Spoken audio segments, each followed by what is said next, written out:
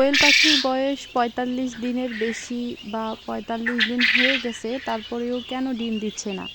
সবাই যে কমন ভুলগুলো করে, যার কারণে পর্যাপ্ত বয়স হওয়ার পরেও পাখিগুলো ডিম দেয় না। তো আপনিও এই ভুলগুলো করছেন না তো?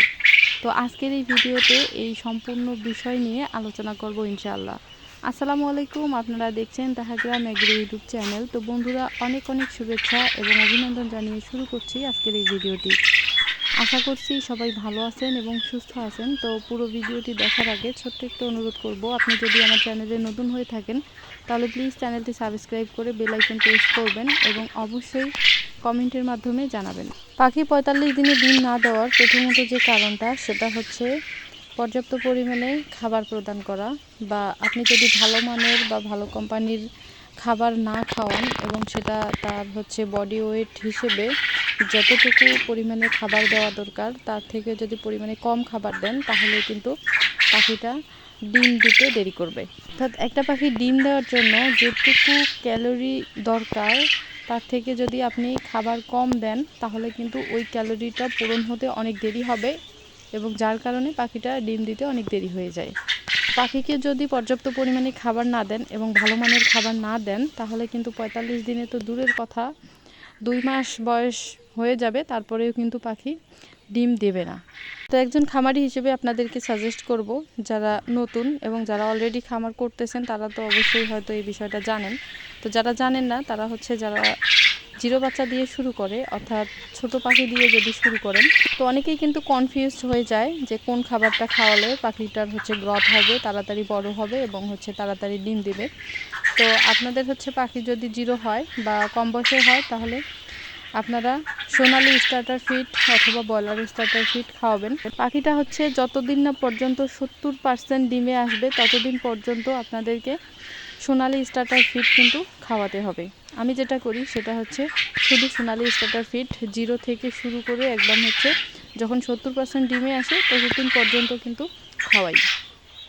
এরপর পাখিটা যখন 70% ডিমে চলে আসবে অলরেডি, তারপর আপনারা হচ্ছে প্রথমে 20%, তারপরের সপ্তাহে 30%, তারপরের সপ্তাহে 50%, এভাবে হচ্ছে মিক্স করে যখন পাখিটা 100% ডিমে আসবে, তখন হচ্ছে অর্ধেক অর্ধেক, অথবা যদি আপনারা হচ্ছে শুধু লেয়ার লেয়ার খাবারটা দেন, তারপরেও কিন্তু কোনো সমস্যা হবে না। আমি কিন্তু বরাবরই আমার হচ্ছে নিয়মগুলো আপনাদের সাথে শেয়ার করতেছি, অর্থাৎ আমি যেভাবে আমার পাখিগুলোকে হচ্ছে ছোট থেকে বড় পর্যন্ত হচ্ছে খাওয়াই এবং কি কি ফিড খাওয়াই, কিভাবে খাওয়াই, সেটাই বলতেছি। আর এক একজনের খামারের হচ্ছে নিয়ম এক এক রকম, এক একজন এক এক রকমভাবেই কিন্তু খাবার দেয়, খামার পরিচালনা করে। তবে আমি যেটা হচ্ছে করি সেটাই শেয়ার করতেছি। এতে কিন্তু আমি প্রায় 90 থেকে 95% ডিম পেয়ে থাকি। তো পাখি ডিম না দেওয়ার আরও একটা কারণ আছে, সেটা হচ্ছে পাখিটা যদি দুর্বল হয়, অর্থাৎ অনেক সময় আমরা হচ্ছে শুধু খাবার খাওয়াই, কিন্তু তার পাশাপাশি বিভিন্ন রকম মেডিসিন যেগুলো খাওয়াতে হয়, ওই মেডিসিনগুলো খাওয়ালে কিন্তু পাখি দ্রুত ডিম দেয়। যেমন ভিটামিন, ক্যালসিয়াম, জিঙ্ক ইত্যাদি আর কি। এই মানে হচ্ছে ওষুধগুলোও বয়স অনুযায়ী সময় মেনটেন করে দিতে হয় পরিমাণ মতো, তারপরে হচ্ছে দেখবেন দ্রুত পাখি ডিমে আসবে। তারপর আরও একটা কারণ আছে, যেটা হচ্ছে পাখি যদি পর্যাপ্ত পরিমাণে আলো না পায়, আলো না পেলেও কিন্তু পাখি ডিম দিতে দেরি করবে।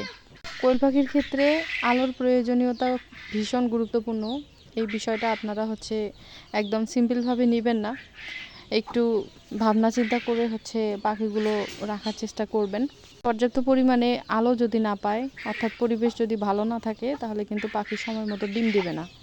তো যারা এই বিষয়গুলো জানেন বা দেখতেছেন উপস্থিত, যে খাবার পানি ঠিক আছে, ওষুধ ঠিক আছে, পরিবেশ ঠিক আছে, তারপরেও যদি ডিম না দেয়, তার একটা বড় কারণ সেটা হচ্ছে সঠিক বয়স না জানা।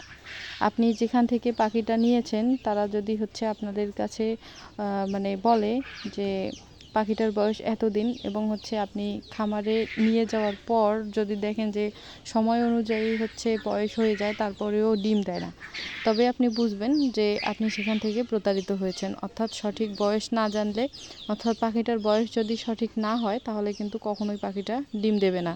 এবং তার পাশাপাশি অবশ্যই আপনাদেরকে যে কাজগুলো করতে হবে, পাখি ফ্লোরে রাখেন অথবা খাঁচায় রাখেন, যেভাবেই রাখেন না কেন, পরিবেশটা অবশ্যই ভালো রাখবেন, শুকনা রাখবেন এবং হচ্ছে আলো বাতাস যেন পর্যাপ্ত পরিমাণে পায় সেই রকম পরিবেশে রাখবেন। আর যদি ফ্লোরে লালন পালন করেন তাহলে অবশ্যই সপ্তাহে একদিন পরিষ্কার করবেন এবং আপনারা বুঝতেই পারবেন যদি ময়লা হয় তাহলে অবশ্যই পরিষ্কার পরিচ্ছন্ন রাখার চেষ্টা করবেন। তো বন্ধুরা, ভিডিওটা আজকে এই পর্যন্তই। সবাই ভালো থাকবেন, সুস্থ থাকবেন, টাটা।